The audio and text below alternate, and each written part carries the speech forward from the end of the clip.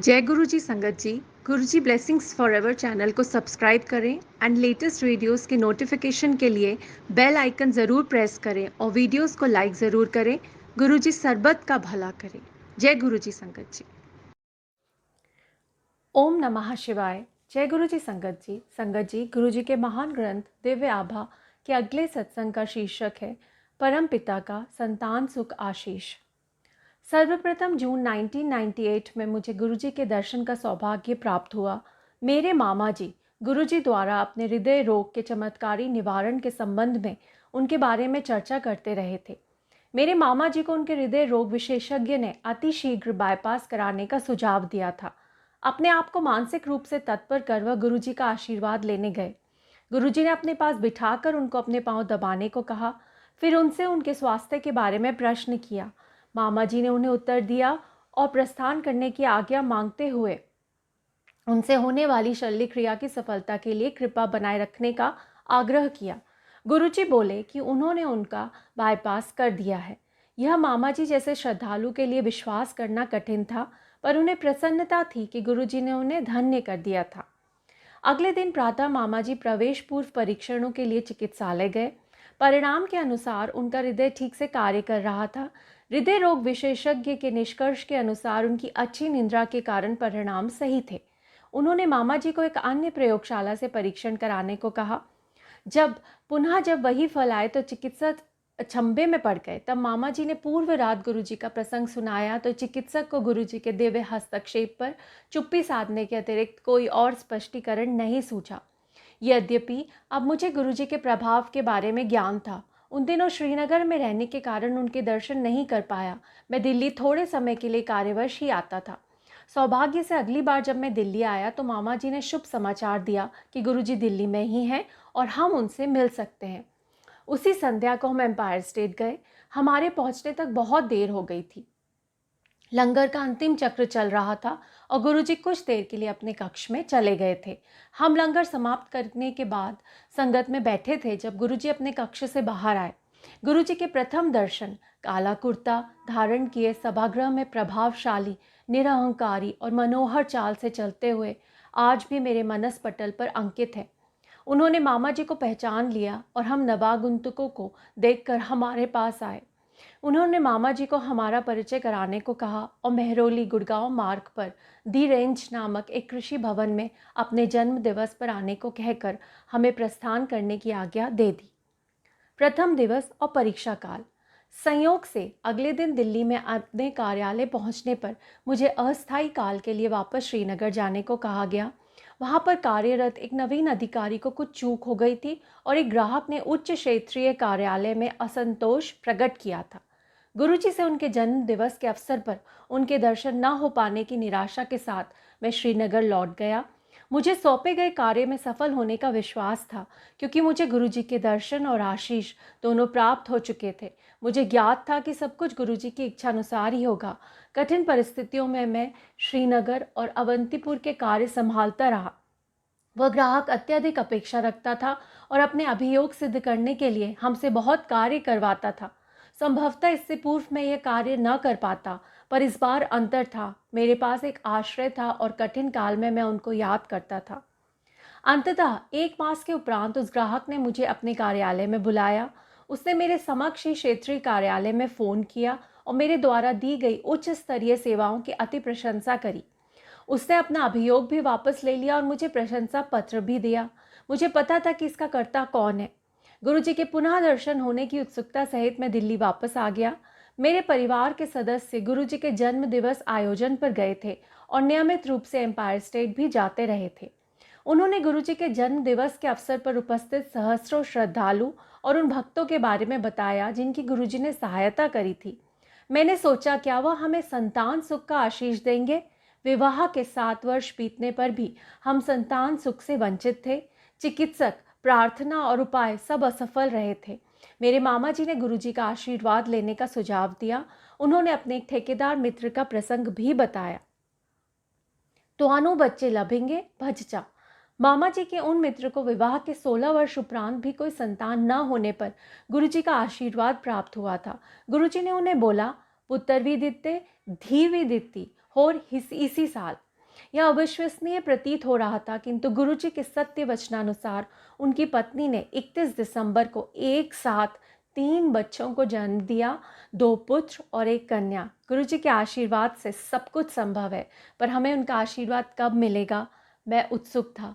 हम गुरुजी के यहाँ निरंतर जाते रहे, पर उन्होंने कभी हमसे बात नहीं करी। अन्य महानुभावों ने गुरुजी पर विश्वास बनाए रखने का सुझाव दिया। वह अनुकूल समय आने पर बात करेंगे, उनके पास जाकर अपनी समस्या मत बताओ। एक दिन जब हम लंगर के पश्चात संगत में बैठे हुए थे, गुरुजी ने मुझे अपने पास आने का इशारा किया। क्या वास्तव में मुझे बुला रहे थे? संगत ने आश्वस्त किया कि मुझे ही बुलाया है। मन में अनगिनत विचार समेटे, किंतु बोलने का साहस जुटाने के कठिन प्रयास सहित मैं उनके पास पहुंचा। इत्थे क्यों आया वे? गुरुजी कोई बच्चे नहीं है। बस इतना ही बोलने का साहस जुटाकर मैंने उत्तर दिया। अनासक्त भाव से वह बोले, तो आनू बच्चे लबेंगे, भज जा। कुछ सोचे बिना ही मैं बोल पड़ा, गुरुजी मैं भागने के लिए नहीं आया हूँ। गुरुजी मुझे देखकर बोले, चंगा 8वें दिन आता रही। इस बात ने मुझे अति विस्मित कर दिया। गुरुजी को कैसे पता कि हर 8वें दिन आना ही मेरे लिए सुविधाजनक है? उस समय मैं 8 दिन के पाली चक्र में कार्यरत था। 2 दिन प्रातः, 2 दिन अपराह, 2 दिन रात्रि और फिर 2 दिन अवकाश। इस प्रकार पहले अवकाश को ही सत्संग में आना सुविधाजनक था। हमने गुरुजी के दर्शन के लिए हर 8वें दिन जाना प्रारंभ कर दिया। संगत के अनुमंत्रित भाग्यवान सदस्य अपने अनुभव सुनाते थे। इससे हमें भी आश्वासन मिलता था कि गुरु कृपा से हमारी मनोकामना भी पूर्ण होगी। पर कब? हम स्वयं से प्रश्न करते रहते थे। अन्य समस्याएं हल हो रही थी। मेरी पत्नी का कार्य स्थायी हो गया था। अपने साक्षात्कार से पूर्व उसने गुरुजी से आशीष प्राप्त किया और 42 प्रत्याशियों में वह अकेली चुनी गई थी। हमारी आर्थिक परिस्थितियों में भी सुधार हो रहा था। हम दोनों संतान उत्पत्ति निष्फलता का उपचार करा रहे थे, परंतु सफलता हाथ नहीं लग रही थी। यद्यपि चिकित्सा को आशा नहीं थी, तद्यपि उन्होंने गर्भाशय में वीर्यारोपण का सुझाव दिया था। उन्होंने कहा कि यदि यह भी असफल रहा तो फिर वाम प्रत्यारोपण का गर्भाशय में बिठाने का प्रयास करा जाएगा, किंतु वह अधिक मूल्यवान होगा। उन्हीं दिनों मुझे अपने उच्च कार्यालय से समाचार मिला कि मुझे अधिशासी MBA की प्रवेश परीक्षा देने के लिए चुना गया है। जून 2000 में प्रारंभ होने वाले इस प्रोग्राम की अवधि 1 वर्ष की थी। मैं दुविधा में था। मेरी पत्नी परीक्षा देने के विरुद्ध थी। मैंने उसे गुरुजी पर यह निर्णय छोड़ने को कहा। उसके अनुसार मेरे चुने जाने पर उच्चार वर्ष भर बाद बंद करना पड़ेगा। गुरुजी के अगले दर्शन के अवसर पर साहस बटोरकर मैंने सुझाव मांगा। गुरुजी ने उत्तर दिया कि ऐसे अवसर जीवन में बार बार नहीं आते और मुझे जाना चाहिए। यह बात सुनकर मेरी पत्नी उदास हो गई। मैंने परीक्षा दी। सफल अभ्यर्थियों को सूची आने से पूर्व कई चर्चाएं होती थी। यह सुनकर कि मेरा नाम उन चर्चाओं में नहीं था, मेरी पत्नी चिंता मुक्त हुई। इसी समय चिकित्सक ने 2 जून 2000 को अंतिम बार पुनः पिछली प्रक्रिया दोहराने का निर्णय किया। उन्हें इस बार भी कम आशा थी। उन्होंने कहा कि अगली बार दूसरी प्रक्रिया करेंगे। मैंने अपने कार्यालय में समाचार दिया, मैं विलंब से पहुंचूंगा। इधर चिकित्सालय में प्रथम नमूने और परीक्षणों के बाद मुझे एक और नमूना देने को कहा गया। जब मैंने अपने कार्यालय में बताया कि विलंब अधिक होगा और बहुत अधिक होने पर नहीं आऊँगा, तो उस अधिकारी ने निर्देश दिया कि भले ही कितनी ही देर हो जाए, मुझे वहाँ अवश्य पहुँचना है। यहाँ पर कार्य समाप्त होने पर और अपनी पत्नी के सुरक्षित घर पहुँचने का प्रबंध कर जब मैं अपने कार्यालय पहुँचा तो मुझे MBA में अपने चयन का समाचार मिला। स्वीकृति देने के लिए 3 दिन का समय था। अगले दिन जब हम गुरुजी के दर्शन के लिए गए और मैंने यह समाचार गुरुजी को दिया, मेरा भ्रम जैसे कोई सर्वज्ञाता को कोई नवीन समाचार दे सकता है, तो मुस्कुराकर वह बोले, फिर ते कल्याण हो गया। मैंने सोचा, मैंने तो गुरुजी को अपने चयन की बात बताई है और वह कह रहे हैं कि मैं धन्य हो गया। यह तो प्रत्यक्ष ही है। उस समय गुरुजी के तात्पर्य से हम अनभिज्ञ थे। इस रहस्य उद्घाटन के लिए अभी कुछ और दिन का समय शेष था। मैंने गुड़गांव में MBA संस्था में प्रवेश कर लिया। प्रथम सत्र के बाद मैं घर गया। उसी संध्या को हम दर्शन के लिए गए। लौटते हुए मेरी पत्नी ने गर्भ परीक्षण उपकरण खरीदने को कहा। गुरुजी के कथन का रहस्य अगले दिन प्रातः उजागर हुआ जब मेरी पत्नी ने अपना गर्भवती होने का समाचार दिया। गुरुजी की कृपा से कठिन परिस्थितियों में की गई अंतिम चेष्टा सफल हुई थी। हम दोनों हर्ष से विहल और कृतज्ञ थे। चक्षुओं में अश्रु भरे हम दोनों बहुत देर तक गुरुजी के चित्र को चुंबन लेते रहे। उसी शाम को हम गुरुजी के पास गए और उनके चरण कमल छूकर जैसे ही उन्हें यह सूचना देने के लिए मैंने अपना मुख खोलना चाहा, एक बार पुनः सर्वज्ञाता को बताने की भूल उन्होंने मुझे चुप रहने का संकेत दिया और बोले, मैनू पता है। मेरी अनुपस्थिति होते हुए भी मेरी पत्नी का गर्भकाल सहजतापूर्वक बीत गया। उसी अवधि में उसे महाविद्यालय परिसर में ही घर मिल गया, जिससे प्रतिदिन यात्रा करने के कष्ट से भी मुक्ति मिल गई। उसने 31 जनवरी 2001 को पुत्र को जन्म दिया। शिशु के 40 दिन पूर्ण होने पर हम उसे गुरुजी का आशीर्वाद दिलाने उनके पास ले गए। उस दिन आज्ञा लेते समय गुरुजी मेरी पत्नी को बोले, पूनम आंटी, होर मुंडा लेना है। मेरी पत्नी को एकाएक अत्यधिक चंबा हुआ, पर वह कुछ नहीं बोली। इसके बाद गुरुजी हर दर्शन के समय मेरी पत्नी से यही पूछते रहे। वह कभी उत्तर तो नहीं देती थी, पर अचरज सदा रहता था कि इतने छोटे शिशु के साथ कैसे पुनः उस पूरी प्रक्रिया को दोहरा पाएंगे। उसके अनुसार गुरुजी परिहास कर रहे थे। जून 2001 में MBA पूरा होने पर मेरा स्थानांतरण राजबंद पश्चिम बंगाल में दुर्गापुर के निकट हो गया। छोटे शिशु एवं दिल्ली में अन्य उत्तरदायित्वों के कारण मेरे लिए इस समय बाहर जाना असंभव था। मैंने अपने कार्यालय में अपने वरिष्ठ अधिकारियों से अनेक अनुनय विनय करी, पर कोई सहायता करने को उद्यत नहीं था। सबकी उदासीनता देखकर अंत में मैंने दिल्ली में अपने परिवार के लिए सब प्रबंध कर जाने का मन बना लिया था। उस संध्या को हम गुरुजी के दर्शन के लिए गए। उसी दिन सबसे वरिष्ठ अधिकारी, जिनको मैंने स्थानांतरण रोकने की विनती करी थी, ने मना कर दिया था। उस दिन भी गुरुजी ने मेरी पत्नी को देखकर अपना वही प्रश्न दोहराया, पूनम आंटी, होर मुंडा लेना है। मेरी पत्नी ने तत्काल ही उत्तर दिया, यदि मेरे पति विस्थापित होकर चले गए तो मुझे पुत्र कहाँ से मिलेगा। गुरुजी मुस्कुराकर बोले कि यह तो वास्तव में तकनीकी समस्या है, वह मेरा स्थानांतरण रद्द कर देंगे। हम उनके कमल चरण स्पर्श कर घर आ गए। 2 दिन के पश्चात मेरे एक वरिष्ठ अधिकारी ने फ़ोन किया और बोले, तुम अपनी समस्याओं के कारण न जाने की बात करते रहे हो, तुम एक आवेदन पत्र लिखकर मुझे भेज क्यों नहीं देते, मैं देखता हूँ कि क्या हो सकता है। मुझे उनके मन में इस विचार की उत्पत्ति के कारण का पता था। उसके पश्चात गुरुजी के जन्मदिवस 7 जुलाई 2001 से मैं पुनः कार्यालय में काम प्रारंभ कर दिया। तब मैं दिल्ली 2 वर्ष और रहा। गुरुजी उसके बाद भी मेरी पत्नी से निरंतर वही प्रश्न करते रहे। अप्रैल 2002 में एक दिन मेरी पत्नी ने उत्तर दिया, जैसी आपकी इच्छा। अगले दिन ही गर्भ परीक्षण के सफल परिणाम निकले। इस बार यह बिना किसी चिकित्सा पद्धति के संभव हुआ था। गर्भकाल की अवधि में एक बार मेरी पत्नी ने मुझसे कहा कि इस बार कन्या होनी चाहिए और गुरुजी से इस बारे में निवेदन करेंगी। अगले दर्शन के समय वह गुरुजी के चरण स्पर्श करते समय कहने ही वाली थी कि गुरुजी पहले बोले, पहली बार मुंडिया ते दूजी बार भी मुंडिया। उसे अपना उत्तर मिल गया था और उसने 1 दिसंबर 2002 को पुनः पुत्र को जन्म दिया। गुरुजी ने दूसरे पुत्र का नामकरण इशुक किया। हमारी दूसरी संतान उत्पत्ति के बाद एक दिन गुरुजी ने मेरी पत्नी से प्रश्न किया कि क्या वह PhD करने का विचार कर रही हैं। उसने उत्तर दिया कि 2 बच्चों के साथ पठन पाठन का कार्य अति कठिन है। गुरुजी ने अपना सुझाव दोहराया और बोले, पता है PhD दा की मतलब होता है पागल होने दा डर। इस सुझाव का कारण हमें देर में तब जाकर स्पष्ट हुआ जब मेरा स्थानांतरण मुंबई हो गया। मेरी पत्नी मेरे साथ PhD आरंभ कर लंबा अवकाश लेने की अवस्था में ही मेरे साथ रह सकती थी। अपने अंतरण पत्र लेकर मैं गुरुजी का आशीष लेने गया और उन्हें अपने स्थानांतरण के बारे में बताया। उन्होंने मुझे जाने की आज्ञा दे दी। प्रथम वर्ष में मुंबई में अकेला रहा। इस अवधि में कुछ बार हम गुरुजी के दर्शन के लिए आए। एक ऐसे ही अवसर पर गुरुजी ने कहा कि मैं अपने परिवार को साथ ले जाऊं, नहीं तो वह एक और पुत्र दे देंगे। हमें संदेश मिल गया और पत्नी ने PhD के लिए आवेदन दे दिया। गुरुजी की दया से बहुत कम समय अवधि में सब औपचारिकताएं भी पूर्ण हो गई। फलस्वरूप मेरा परिवार मुंबई आ गया। यहाँ पर यह बताना अनुपयुक्त नहीं होगा कि मेरे पिता के एक मित्र, जो कि एक निपुण ज्योतिषी भी हैं, ने मुझे बताया था कि मेरी पहली संतान 41 वर्ष की आयु में होगी। उनकी भविष्यवाणी के अनुसार मुझे 2 कन्याओं के बाद ही पुत्र होगा। इनसे ज्योतिष में संभवतः कभी गलती नहीं हुई थी। मैंने जब उनसे प्रश्न किया कि कैसे गुरुजी के आशीर्वाद से हमें पहली संतान 37 वर्ष की आयु में हुई और दूसरी 39 वर्ष की, तो वह कैसे चूक कर गए। उन्होंने उत्तर दिया कि ईश्वर द्वारा लिखा हुआ भाग्य ही ज्योतिष से पता लगता है, किंतु गुरुजी जैसे महापुरुष जो मानव रूप में ही परम पिता हैं, भाग्य पुनः लिखने की क्षमता रखते हैं। अतः इसमें कोई शंका नहीं होनी चाहिए कि हमारे प्रारब्ध कर्म को बदलने वाले स्वयं भगवान के अतिरिक्त कोई और नहीं हो सकते। दुर्घटना से रक्षा। सितंबर 1999 में हम अपने वाहन में शिमला गए थे।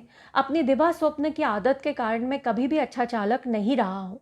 शिमला से लौटते हुए हमने रात चंडीगढ़ में बिताई। अगले दिन प्रातः हम चंडीगढ़ से निकलने में देर हो गई और यह बात मुझे नहीं भा रही थी, अतः मैं कार आवश्यकता से अधिक तीव्र गति से चला रहा था। अंबाला और करनाल के मध्य यातायात अवरोध था। हमारे आगे एक माटी प्रवर्तक जा रहा था और हमारे पीछे भी बहुत गाड़ियां थी। मैं आगे जाने को आतुर था, परंतु प्रवर्तक के विशाल आकार के कारण आगे की दृष्टि अवरुद्ध थी और मार्ग के दूसरी तरफ का भाग निर्माण कार्य के लिए बंद था, अतः दोनों ओर का यातायात इसी तरफ से आ रहा था। मेरी पत्नी मेरे साथ ही अपने नेत्र बंद कर अपने छोटे से वॉकमैन पर शब्द सुनती हुई आगे बैठी हुई थी। वह प्रवर्तक अर्थात ट्रक अत्यंत धीमी गति से जा रहा था। काफ़ी देर उसके पीछे धीमी गति में चलते रहने के कारण मैं अपना संयम खो बैठा और मैंने अपनी कार की गति बढ़ाकर उससे आगे निकलने की चेष्टा करी। जैसे ही मैं उसके समानांतर पहुंचा, मुझे सामने से आता हुआ यातायात दिखाई दिया। सामने से अत्यंत तीव्र गति से एक और प्रवर्तक हमारी दिशा में भागा चला आ रहा था। उसमें और हमारी कार में कुछ मीटर की दूरी शेष थी और दोनों प्रवर्तकों के आगे के हिस्से में कुछ इंचों का ही अंतर था। कार के आते हुए प्रवर्तक से चीथड़े उड़ते हुए के विचार और दोनों के कर्मचारियों का चिल्लाना सुनकर मेरे शरीर में कपकपी छूट गई। मेरी पत्नी ने अपनी आंखें खोली, मुझे देखा और हम दोनों को गुरुजी को याद करने के अतिरिक्त और कुछ नहीं सूझा। एकदम मुझे अपनी दाहिनी ओर के मार्ग में बने हुए विभाजक में एक टूटी हुई दीवार दिखाई दी और मैंने अपनी कार तेजी से उस दिशा में घुमा दी। गुरुजी के अतिरिक्त और कौन हमें इस प्रकार से जीवन दान दे सकता था। फरवरी 2000 में मैं रात्रि से प्रातः तक की पाली में विमान पतन पर कार्यरत था। उस समय में एक बोइंग 707 जिसमें ईंधन भरना था देखने गया। मैंने देखा कि एक भू यंत्रविद वायुयान का पल्ला खुला छोड़कर उस पर कार्यरत था। भू यंत्रविद वायुयान यानी टेक्नीशियन एरोप्लेन का दरवाज़ा। हमारे कर्मचारी एक किनारे खड़े हुए उसका कार्य समाप्त होने की प्रतीक्षा कर रहे थे। प्रश्न करने पर उसने उत्तर दिया कि अभी बहुत कार्य शेष था और वह अकेला ही था। इंजन के पल्ले को सुरक्षित रखने वाली भुजा भी नहीं कर रही थी और उसे वह सीढ़ी पर टिकाकर रखे हुए था। मैंने उसकी बात सुनकर उससे ईंधन भरवाने का कार्य प्रारंभ करवाकर अपना कार्य करते रहने की विनती करी। उसने मान लिया और कहा कि हम ईंधन भरक यंत्र पर पहुंचे और वह शीघ्र वहां पहुंच जाएगा। जैसे ही मैं वहां पर मुड़ा, उसने मेरे से अदृष्ट सीढ़ी पर अपनी मुद्रा बदली और उसी समय वह सीढ़ी पर अटका कर रखा हुआ पल्ला नीचे गिरने लगा। मेरी दृष्टि अत्यंत तीव्र गति से गिरते हुए पल्ले पर पड़ी और मैंने तुरंत गुरुजी को याद किया। पल्ला जोर से मेरे मस्तक पर आकर लगा और वहां से रक्तस्राव होने लगा। मैं चेतन अवस्था में था। मुझे विमान पतन पर चिकित्सक के पास ले जाया गया तो उसने कहा कि ईश्वर ने मेरी रक्षा की है। 1 सेंटीमीटर भी ऊपर या नीचे चोट लगने पर वह घातक होती। इस बार भी मुझे पता था कि कौन से ईश्वर ने मेरी रक्षा की है।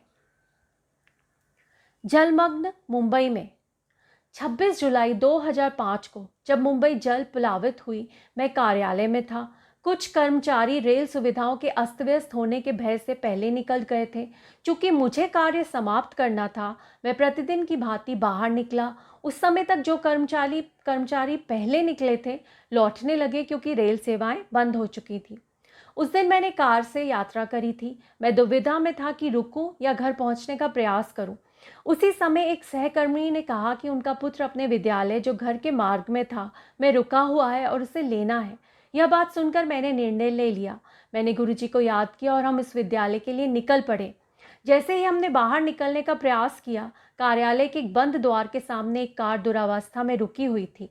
हम दूसरे द्वार से बाहर निकले। सब मार्ग जलमग्न थे और वाहन चलाना बहुत कठिन हो रहा था। पूरी राह जल और अवरुद्ध यातायात की चुनौतियों का सामना करते हुए हम 2 घंटे में उस विद्यालय तक पहुंच सके। क्योंकि विद्यालय की बसें बंद थी, सब विद्यार्थियों को वहीं पर रात्रि में रोकने की योजना बनाई जा चुकी थी। चूँकि मेरे सहकर्मी का पुत्र अपने सहपाठियों के साथ प्रसन्न था और हमारा घर तक पहुंचना अनिश्चित था, उन्होंने उसके वहीं पर रहने का अनुमोदन कर दिया। हम दोनों ने घर पहुंचने के प्रयास का निश्चय किया और चल पड़े। थोड़ी दूर जाने पर जलस्तर इतना बढ़ गया कि हमारा घर पहुंचना या कार्यालय तक लौटना असंभव था। अतः मैंने उसी ऊंचे स्थान पर, जहां पर अपने सहकर्मी के विद्यालय में जाने पर कार खड़ी करी थी, कार खड़ी कर रात वहीं पर गुजारने का निश्चय किया। मैंने घर पर समाचार दे दिया कि घर पहुंचना संभव नहीं है। हमने रात्रि कार में ही बिताई। अगले दिन जैसे जैसे जल स्तर कम होता गया, मैं धीमे धीमे कार चलाकर शाम तक घर पहुंचा। घर पहुंचने पर पता लगा कि वहां पर सब कारें पानी में डूबकर ऐसी अवस्था में हो गई थी कि अत्यधिक धन व्यय करने पर ही उनका जीर्णोद्धार संभव था। यही दशा कार्यालय में खड़ी हुई कारों की भी हुई थी। समाचारों में इस घटना की चर्चा करते हुए यह भी बताया गया कि अधिक जल स्तर और यातायात रुके होने के कारण कई को राह में रात के लिए रुककर अपने वाहनों में सोना पड़ा। जल की ओर बढ़ जाने पर जो अपनी कारों के द्वार या खिड़कियां खोलकर बाहर नहीं आ सके, उनकी मृत्यु हो गई। परंतु ना मुझे ना ही कार को कोई हानि हुई। यह सब इस कारण के चलने से पहले मैंने गुरुजी को याद कर लिया था। केवल गुरुजी की कृपा से मुझे उस रात बचा सकती थी और वह बनी रही। महासमाधि के बाद भी उनकी कृपा है। फरवरी 2007 में जब मैं दिल्ली आया था, गुरुजी के दर्शन के लिए गया था। जब मैं उनसे आज्ञा लेने के लिए झुका, वह बोले, तू दिल्ली वापस आ गया है? मैंने उत्तर दिया, नहीं गुरुजी, हले तो बॉम्बे में ही हूँ। गुरुजी ने एक और भक्त की ओर इशारा किया कि वह उससे पूछ रहे थे, पर यह संदेश मेरे लिए था। मैं समझ गया था कि गुरुजी किस प्रकार अपने भक्तों की इच्छा पूर्ति करते हैं। मार्च 2007 के अंत तक दिल्ली के लिए स्थानांतरण आदेश आ गए। 1 मास पश्चात मैंने दिल्ली कार्यालय में कार्य करना प्रारंभ कर दिया और 26 मई को मेरा परिवार भी दिल्ली आ गया। सौभाग्य से एक दिन पश्चात उनके दर्शन भी हो गए। 31 मई को उनके शरीर छोड़ने के निर्णय को सुनकर मैं ध्वस्त हो गया। बड़े मंदिर से लौटते हुए मेरे मन में अनेक विचार उभर रहे थे। ऐसे कई अवसर थे जब गुरुजी ने हमें धन्य किया था और अनेक अवसरों पर हमें वह दिया था जिसके हम योग्य नहीं थे। अब क्या होगा? अब कौन हमारा ध्यान रखेगा? यद्यपि इन प्रश्नों का मेरे पास कोई उत्तर नहीं था, किंतु जिन्होंने सदा हमारी आवश्यकताओं, शंकाओं और प्रार्थनाओं का उत्तर दिया था, उनके पास इसका भी समाधान है। यह मुझे कुछ दिनों में पता लगने वाला था। वर्ष 2005 से मैं अंतर निगम उद्यम प्रतियोगिता अर्थात इंटर कॉर्पोरेट बिजनेस कंपटीशन में भाग लेता रहा था। इस वर्ष 2007 में क्षेत्रीय प्रतियोगिता दिल्ली में 1 या 2 जून को आयोजित थी। गुरुजी की महासमाधि के उपरांत मुझे लगा कि अपना सर्वस्व देना संभव नहीं होगा। मैंने अपने साथियों को फ़ोन पर कहा कि मैं अत्यधिक क्षीण हो रहा हूँ और वह मेरे ऊपर निर्भर ना रहे। मेरे एक साथी ने मुझे सांत्वना दी। गुरु अपने शिष्यों को कभी नहीं छोड़ते, शरीर त्यागने के बाद भी नहीं। शोक संतप्त होने के कारण मैंने उस पर विश्वास नहीं किया। जैसे तैसे हमारा दल पहले 4 दौर पार कर गया। अंतिम चक्र में हमने कुछ विपत्तिपूर्ण निर्णय लिए जिससे हम अंतिम निर्णायक चरण में प्रवेश कर सकें। परिणाम घोषित हुए तो उनमें हमारा नाम नहीं था। मैंने अपनी जेब से गुरुजी का चित्र निकाला और कह पड़ा, अब यही होना था। आपके रहते हुए बात कुछ और ही थी। जैसे मैं गुरुजी का मुस्कुराहट भरा मुख देख रहा था, मेरे एक साथी ने आकर बताया कि हमारे उत्तर कंप्यूटर में ठीक से नहीं डाले गए थे। हमने आयोजकों को जाकर उनकी अशुद्धि बताई। संशोधन के पश्चात हम अंतिम चरण में पहुंच गए। उसके बाद सफलता हमारे साथ बनी रही। 6 जून 2007 को राष्ट्रीय प्रतियोगिता में हम द्वितीय स्थान पर रहे और तत्पश्चात सितंबर में आयोजित एशिया पैसिफिक प्रतियोगिता में भी द्वितीय स्थान प्राप्त किया। गुरुजी ने हमें बता दिया था कि उनकी दया अब भी उनकी संगत के साथ है। हम अपने दोनों बच्चों को अच्छे विद्यालय में प्रवेश कराने को उत्सुक थे। यद्यपि हम विभिन्न सूत्रों के द्वारा प्रयास कर रहे थे, पर उसमें कोई सफलता नहीं मिल रही थी। अंत में मैंने गुरुजी से प्रश्न किया, आपने 2 पुत्र दिए हैं, तो इनको अच्छे विद्यालय में प्रवेश क्यों नहीं दिला देते? इसका उत्तर मुझे अतिशीघ्र मिला। दोनों बच्चों को दिल्ली के सबसे अच्छे विद्यालयों में से एक में बिना किसी दान या राजनीतिक सूत्र के प्रवेश मिल गया। जब हम दिल्ली पहुंचे तो हमारे पास कोई ऐसा निवास नहीं था जहां से मेरी पत्नी और मैं अपने कामकाज और दोनों बच्चों, जो अब 6 और 4 वर्ष के थे, की देखभाल कर सकें। इस समस्या का एकमात्र समाधान यही था कि मेरी पत्नी को महाविद्यालय परिसर में ही घर मिल जाए, पर कोई भी निवासी सेवानिवृत्त होने वाला नहीं था और वहां पर घर वरीयता पोस्ट अर्थात पोस्ट के आधार पर मिलती थी। इस बार भी हमारी इच्छानुसार चमत्कार हुआ। एक शिक्षक जिनके पुत्र को अपने विद्यालय से दूर होने के कारण कठिनाई का सामना करना पड़ता था, ने अपना घर खाली कर दिया। आश्चर्यजनक रूप से वरीयता में उच्च आवेदकों में से किसी ने उस घर के लिए आवेदन नहीं दिया। मेरी पत्नी को वह घर मिल गया। गुरुजी के अन्यथा और कौन संगत के सदस्यों को सुविधानुसार ऐसे चमत्कार कर सकता है। मैंने परमपिता गुरुजी के साथ अपने अनुभवों को बहुत सारांश में लिखा है। मैं यह हार्दिक कृतज्ञता और आदर से यही समाप्त करता हूँ। ओम श्री गुरुदेवाय नमः। प्रार्थना है कि गुरुजी सदा हमारे और सब भक्तों पर सुख, सौभाग्य और सुबुद्धि की वृष्टि करते रहें और हम सदा उनके भक्त होने के योग्य बने रहें। जय गुरुजी। ये था सत्संग श्री संगत जी आकाश सेठी जी का, जो कि दिल्ली से हैं। जय गुरुजी संगत जी। अनंतम शुक्राना गुरुजी।